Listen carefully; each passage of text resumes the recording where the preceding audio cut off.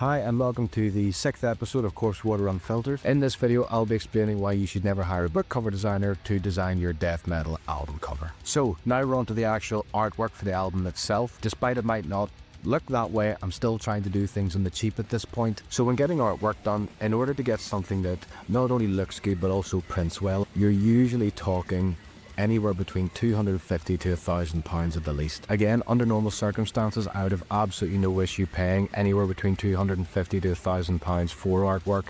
It was only in the context of this project, it was too expensive. Now, I will hold my hands up at this point and say I went into this knowing that it was a really stupid idea. My logic was that if it goes really well, I will end up with something brilliant for very little, and if it blows up in my face, I won't have wasted that much money. As I was looking for an artist, I went onto Fiverr and I came across this girl who designed book covers for like horror novels and psychological thriller novels, and her fee was like £24.58 or something weird, and that came with unlimited revisions, and I thought, right, this can't go wrong.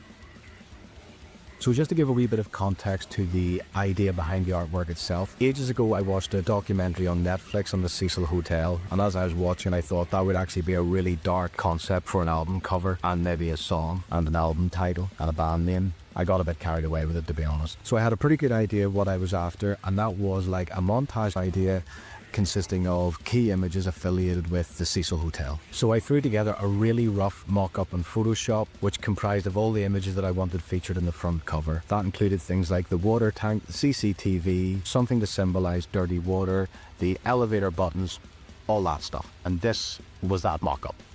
Now I know what you're thinking, why didn't I just do the cover myself? Now anyone who's been following all these vlogs will know that I've had bad experiences of sending reference images, but on this occasion I knew that if I didn't send something to guide the artist, there's no way they were going to deliver even close to what it was I wanted. I just had to hope that they weren't going to copy this. I mean, for the love of God, look at it. So anyway, I reached out to this girl and I sent her my mock-up. She immediately got to work, and a few hours later she sent this.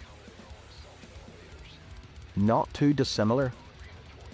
So I went back to her and thought I would take full advantage of this whole unlimited revisions thing, and I pointed out that she left out one of the key elements that I wanted included, and that was the person in the foreground of the image. And a few hours later she sent me through the amended version, which was this.